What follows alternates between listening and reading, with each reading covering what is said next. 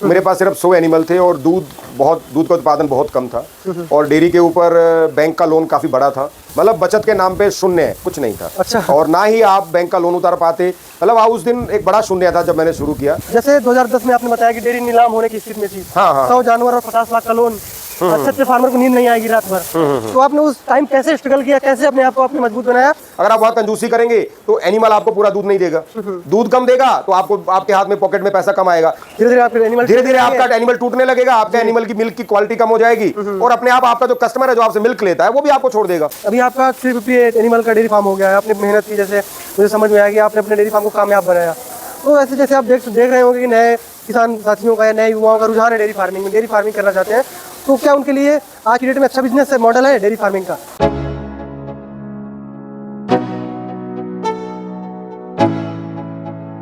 Sir आपका स्वागत है हमारे YouTube channel farming education hub में। सर नमस्कार। Thank you. My self Rakesh, मेरा नाम राकेश कुमार है जी। मैं बेसिकली हरियाणा के एक छोटे से शहर जींद से हूँ और मेरा डेयरी फार्म ये जबलपुर में है। मैं यहाँ पे इस प्रोफेशन में 2010 से मैंने इसे संभाला है, उससे पहले मेरे फादर करते थे। अच्छा, तो सर आपको कैसे डेयरी फार्म से लगा हुआ और आप डेयरी फार्मिंग करने लगे? एक्चुअली ये एक पारंपरिक काम था जो पहले परिवार के लोग करते थे, तो हमें फिर उसको आगे बढ़ाने के लिए करना पड़ा। अच्छा। और हालांकि मेरे भी यूनिवर्सिटी में से जब पढ़ने के बाद बच्चा बाहर निकलता है तो हर एक इंसान की ये सोच होती है कि वो एक स्मार्ट जॉब करे और वो एक अच्छे एसी कैबिन में बैठ के और बढ़िया तरीके से एक स्मार्ट तरीके से अपनी लाइफ को जिए जी। पर लेकिन मेरी किस्मत ने मुझे बचपन से इस काम को दिया था। It was a God gift for me. भगवान ने जो दिया है तो वो आपको करना ही पड़ेगा। अच्छा, तो आपने पढ़ाई में क्या क्या किया है? मैं एक्चुअली इंग्लिश ऑनर्स से मैंने एमए किया है। अच्छा, इंग्लिश से एमए किया है आपने? MA literature bye PG. Post graduation मैंने लिटरेचर में किया है, इंग्लिश। मतलब जो आपका ये फील्ड डिफरेंट, एकदम डिफरेंट है। वो बिल्कुल डिफरेंट था। मैंने भी यही सोचा था कि मैं एक स्मार्ट जॉब की तरफ जाऊंगा, ना कि एक डेयरी फार्मिंग की तरफ। लेकिन मेरे फादर की हेल्थ अच्छी नहीं थी और वो उस काम को नहीं कर पाए। अच्छा। तो जब अल्टीमेटली फिर मुझे इस काम को संभालने के लिए हरियाणा से आना पड़ा। और मेरे फादर साहब जो थे वो यहाँ पे 96 से कर रहे थे। 96 से डेयरी फार्मिंग कर रहे थे? हाँ, डेयरी फार्मिंग। और उससे पहले यहाँ पे ट्रेडिंग भी होती थी, मतलब भैंसों का व्यापार भी करते थे।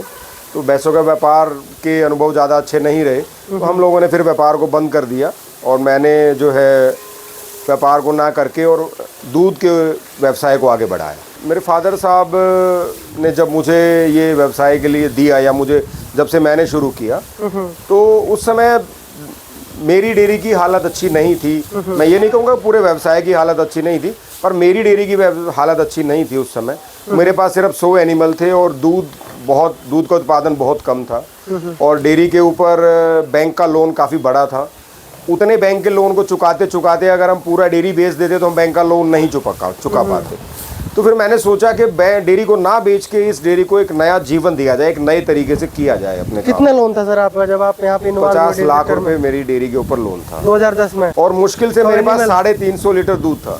350 लीटर दूध? सिर्फ 350 लीटर दूध। उतना ही दूध पैदा हो रहा था जितने का कि भैंसों को फीड दिया जा रहा था, जितने का भैंसों को दाना दिया जा रहा था। मतलब बचत के नाम पे शून्य, कुछ नहीं था। अच्छा। और ना ही आप बैंक का लोन उतार पाते। मतलब उस दिन एक बड़ा शून्य था जब मैंने शुरू किया, हालत अच्छी नहीं थी। तो कहने का मतलब हम ये कह सकते हैं फादर साहब ने भी अच्छी शुरुआत नहीं दे पाए आपको? वो नहीं दे पाए क्योंकि एक्चुअली जो भैंसों का व्यापार था हमारा, उस व्यापार में एक लंबा नुकसान हुआ। भैंसों के व्यापार में मतलब जो व्यवसायी थे डेयरी वाले, उन लोगों ने मतलब कुछ लोगों ने पैसे नहीं दिए, भैंसों का व्यापार अच्छे से नहीं हुआ। तब हमने उस भैंसों के व्यापार को बंद करके और जो मैंने ये सोचा कि हम उस भैंसों के व्यापार में आगे ना जाएं और हमने उसको दूध के व्यवसाय के अंदर बदल दिया उसको। अच्छा, तो जैसे आपने बताया 2010 में आप डेयरी में इन्वॉल्व हो गए, 100 एनिमल थे आपके पास। अभी कितना है प्रेजेंट टाइम? अभी मेरे पास 350 एनिमल हैं और मेरी डेयरी के ऊपर कोई लोन नहीं है। अच्छा। कोई कर्ज नहीं है। मैं भैंसें अपनी नगद खरीदता हूँ, कैश खरीदता हूँ और अब मैं भैंसों का व्यापार नहीं करता हूँ। अच्छा, मैंने व्यापार को 2012 में ही बंद कर दिया। 2012 के बाद मैं भैंसों का व्यापार नहीं करता। जैसे 2010 में आपने बताया कि डेयरी नीलाम होने की स्थिति में थी। हाँ। 100 जानवर और 50 लाख का लोन। अच्छे फार्मर को नींद नहीं आएगी रात भर। तो आपने उस टाइम कैसे स्ट्रगल किया, कैसे अपने आप को आपने मजबूत बनाया और आप इतने अच्छे मुकाम में आए। अब देखिए, अगर कोई समुंदर में अगर कोई बोट अगर एक्सीडेंट हो जाती है जी। और समुंदर में अगर कोई इंसान गिर जाता है, तो समुंदर में जब आप गिरते हैं तो आपके पास एक ही ऑप्शन होता है कि आपको तैरना है। जी। आप नहीं तैरेंगे तो आप डूब जाएंगे। जो आपने सर 100 एनिमल से 350 एनिमल किया, उसमें आपने परचेजिंग किया, ब्रीडिंग किया, कैसा किया? नहीं, ब्रीडिंग एक्चुअली यहाँ पे हम पॉसिबल नहीं होता। अच्छा। जबलपुर के अंदर क्या होता है, ब्रीडिंग के लिए कुछ चीज़ों की जिनकी हमें ज़रूरत होती है वो हर यहाँ अवेलेबल नहीं हो पाती। क्योंकि अगर हम ब्रीडिंग पे जाते तो ब्रीडिंग में हमें कम से कम 5 से 10 साल लग जाते। 10 साल में हम अपनी ब्रीड खड़ी करते, उसके बाद हम अपनी ब्रीड को लेके कंटिन्यू करते। अच्छा। लेकिन हम ब्रीड को लेके हमने कंटिन्यू नहीं किया जी। हमने सिर्फ अपने प्रोडक्शन के ऊपर ध्यान दिया और प्रोडक्शन के साथ अपने बिजनेस को प्रॉफिट में लेके आना। हमारा मकसद था व्यवसाय को प्रॉफिट में लेके आना। अच्छा। तो उसको कैसे प्रॉफिट में लाना है, उसके लिए हमने 2-3 चीज़ों पे ध्यान दिया। एक तो अपने जो एनिमल को हम फीड दे रहे हैं वो फीड बेस्ट से बेस्ट क्वालिटी का हो। अच्छा। उसके जो इंग्रेडिएंट्स हैं, जो पोषक तत्व हैं, वो इतने अच्छे हों कि वो आज जानवर आपको ज़्यादा से ज़्यादा दूध दे। और उसके अलावा जो ट्रीटमेंट है, मतलब इलाज जो है, जानवर को समय पे इलाज मिले, सही इलाज मिले और इतना अच्छा इलाज हो कि एनिमल की हम अगर कोई भी बीमारी आती है तो उसकी रिकवरी 100% हो सके। और सबसे जो की फैक्टर है, सबसे जो मुख्य बिंदु है, वो है कि आप जैसे ही आपकी भैंस की डिलीवरी जिस दिन भी होती है, जिस दिन आपकी भैंस जन्मती है, ब्याती है, जिस दिन आपकी भैंस ब्याई, उसके 90 दिन के अंदर उसको गाभन होना चाहिए। हमारा एक ही टारगेट होता है। अच्छा। कि हमें उसे 90 दिन के अंदर कंसीव करवाना है। जी।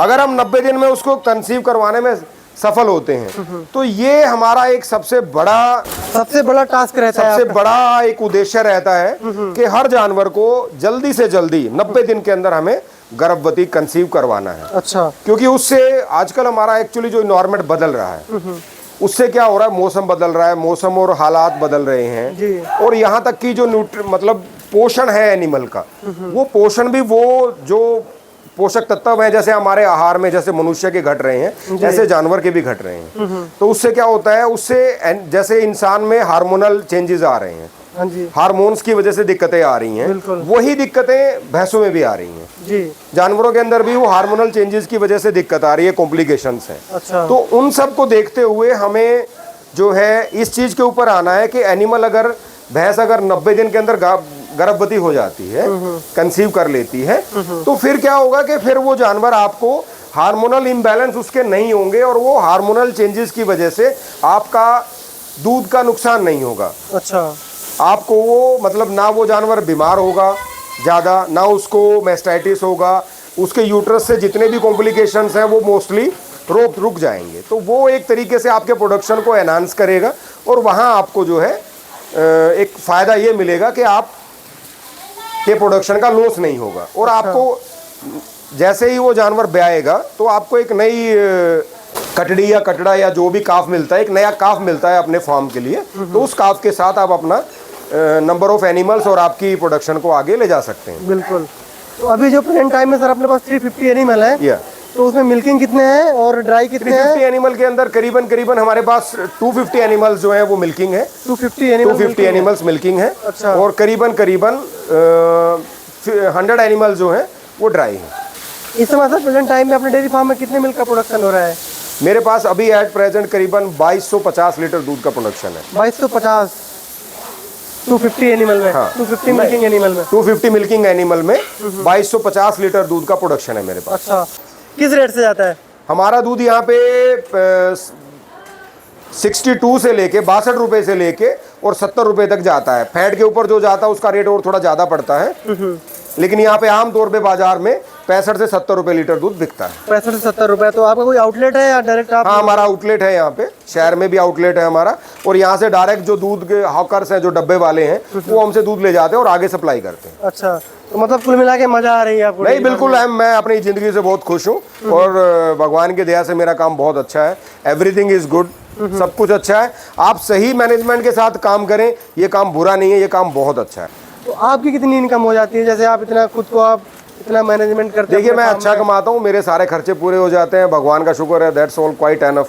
मतलब मैं काफी अच्छा एनफ कमाता हूँ, मुझे कोई दिक्कत नहीं है। आपकी जो ये एक आज भी मैं अच्छे मुनाफे में हूँ और ये अच्छे मुनाफे का व्यवसाय है। और अगर आप सही मैनेजमेंट के साथ करेंगे तो इस बिजनेस में आर्थिक तौर पे आप हमेशा तरक्की करेंगे, कभी आप फेल नहीं हो सकते। अच्छा, तो ये सब क्या नाटक रहते हैं फार्मरों वो के? मैनेजमेंट देखिए क्या होता है, अगर आप अच्छा फीड नहीं डालते हैं, अगर आप वहाँ कंजूसी करेंगे तो एनिमल आपको पूरा दूध नहीं देगा, दूध कम देगा तो आपको आपके हाथ में पॉकेट में पैसा कम आएगा, पैसा कम आएगा तो आप और ज्यादा फीड पे कंजूसी करेंगे, धीरे धीरे आपके एनिमल धीरे धीरे आपका एनिमल टूटने लगेगा, आपके एनिमल की मिल्क की क्वालिटी कम हो जाएगी और अपने आप आपका जो कस्टमर है जो आपसे मिल्क लेता है वो भी आपको छोड़ देगा। सही बात है, फिर आपका धीरे धीरे डेयरी फार्म जब आपके फीड में क्वालिटी नहीं है तो आपके दूध में भी क्वालिटी नहीं होगी। आज हमारा दूध नाम से बिकता है कि ये प्रेम डेयरी का दूध है। वाह, वी आर हैविंग ए, मतलब हमारा एक शुद्धता का, हम जिस एरिया में हमारा शॉप है वहाँ पे ये नाम से बिकता है कि अगर आपको शुद्ध दूध चाहिए तो उस जगह पे जाइए आप जहाँ पे प्रेम डेयरी लिखा है। इस समय फीडिंग फार्मूला क्या अपना रहे हैं? फीडिंग फार्मूला एक्चुअली बैलेंस है, मतलब एक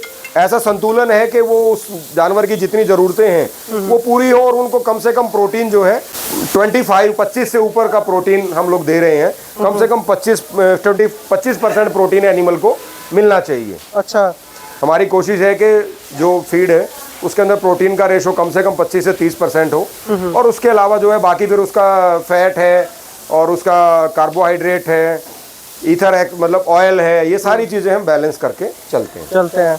और वैक्सीनेशन जैसे एफएमडी है, एफएमडी वैक्सीन लगाई जाती है। और जैसे ही जो यहाँ पे सरकारी अस्पताल हैं उनके पास जो शेड्यूल आता है वैक्सीनेशन के लिए, चाहे वो BQ है चाहे वो HS है, उस शेड्यूल के अकॉर्डिंग जैसे ही हमारे पास निर्देश आते हैं हम उसके अकॉर्डिंग चलते हैं। अच्छा, भविष्य की क्या प्लानिंग है? आप क्या बेहतर करना चाहेंगे भविष्य में? देखिए भविष्य में हम जो है अपने एनिमल्स की जो ब्रीड है उसको बेटर करना चाहेंगे कि हम और अच्छे ज़्यादा क्वालिटी के एनिमल्स को लेके आएँ। उनके न्यूट्रिशन को लेके हम चाहते हैं कि हमारा न्यूट्रिशन और अच्छा हो, उसके ऊपर हम लोग काम कर रहे हैं कि हमारे जो हमारा फीड है वो इतनी अच्छी क्वालिटी का हो कि जो एनिमल की एफिकेसी है वो उससे भी ज़्यादा दूध दे। तो सर जैसे अभी आपका 358 एनिमल का डेयरी फार्म हो गया है, आपने मेहनत की, जैसे मुझे समझ में आया कि आपने अपने डेयरी फार्म को कामयाब बनाया, तो ऐसे जैसे आप देख रहे होंगे कि नए किसान साथियों का या नए युवाओं का रुझान है डेयरी फार्मिंग में, डेयरी फार्मिंग करना चाहते हैं, तो क्या उनके लिए आज की डेट में अच्छा बिजनेस है, मॉडल है डेयरी फार्मिंग का? डेयरी फार्मिंग एक अच्छा मॉडल है, पर ये दो तरह की फार्मिंग होगी। एक तो होगी ब्रीडिंग कि आप नस्ल पे काम कर रहे हैं तो आप अपनी नस्ल पैदा करें और नस्ल को लेके आप व्यापार कर सकते हैं, आगे उनको आगे बेच सकते हैं। अच्छा, दूसरा होता है जो दूध का व्यवसाय है। तो दूध के व्यवसाय के अंदर थोड़ा सा कुछ आदमी कुछ निर्देशों को अगर संभाल के चलेगा, कुछ चीज़ों के ऊपर अच्छे से ध्यान दे के आप चलोगे तो ये व्यवसाय जो है बहुत अच्छे मुनाफे का व्यवसाय है। इसमें कोई दिक्कत नहीं है कि आप एक सरकारी नौकरी या एक प्राइवेट नौकरी की तरफ न जाएं। हर आदमी अगर ये सोचे कि मुझे नौकरी करना है तो नौकरी आएगी कहाँ से अगर नौकरी देने वाला नहीं होगा। सही बात है। तो आपके कहने का मतलब मालिक बनो, नौकर नहीं। अच्छा, मेरे साथ के जो बच्चे पढ़ते थे वो बहुत सारे, जिसमें बहुत एक बड़ा वर्ग है जो आज नौकरी करते हैं। मैं आज जब उनको मिलता हूं तो मैं अपने आप को उनसे बेहतर हालात में पाता हूं। बिल्कुल, मैं अपने आप को उनसे आज बेहतर हालात में पाता हूं और मुझे ये भी लगता है कि मैंने अपने देश के विकास के लिए एक योगदान भी देता हूं। सही बात है। भाई आज मेरे पास अगर 50 कर्मचारी हैं तो मैंने कम से कम उन 50 लोगों को रोजगार दिया है, आज उनका घर चलता है। मैं अपने देश के लिए एक अच्छा दूध पैदा करता हूँ जो एक 100% जो है एक पोषण देता है इंसान को, जो एक 100% शुद्ध आहार है। सही बात है। तो मतलब मुझे एक रात को जब सोता हूँ तो मुझे कोई टेंशन नहीं होती, मुझे एक सुकून की नींद आती है। मुझे ये लगता है कि मैं बहुत अच्छा और नोबल काम करता हूँ। हाँ, मतलब जो आपने शुरुआत के समय दिए, हाँ वो मेरा बहुत मेहनत का दौर था। उस समय पे मैंने रात में करीबन मैं 11 बजे भी अपने एनिमल्स के पीछे घूमता था। जो एनिमल रात को 11 बजे मुझे लगता था कि ये एनिमल हीट में है, ये एनिमल अब इसको कंसीव होना चाहिए, तो उसको हमने रात को 11 बजे ही अपने बुल को लेके, सांड को लेके और हमने उसको कंसीव करवाया। अच्छा, मतलब रात दिन की मेहनत आपकी कामयाब हुई? जी हाँ, वो करना ही पड़ेगा किसी भी काम में। देखिए कोई भी बिजनेस है, आप उसको जब 0 से शुरू करते हैं तो वो उसके अंदर एक हमेशा एक 100% जब तक आप अपना नहीं देंगे तब तक रिजल्ट नहीं आएगा। बिल्कुल, पानी में उबाल तभी आएगा जब टेम्परेचर 100 डिग्री होगा। वाह, क्या बात बोली है आपने।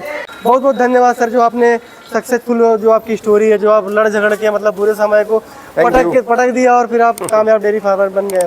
देखिए मेहनत का फल भगवान आपको हमेशा देता है। बिल्कुल बिल्कुल। Thank you.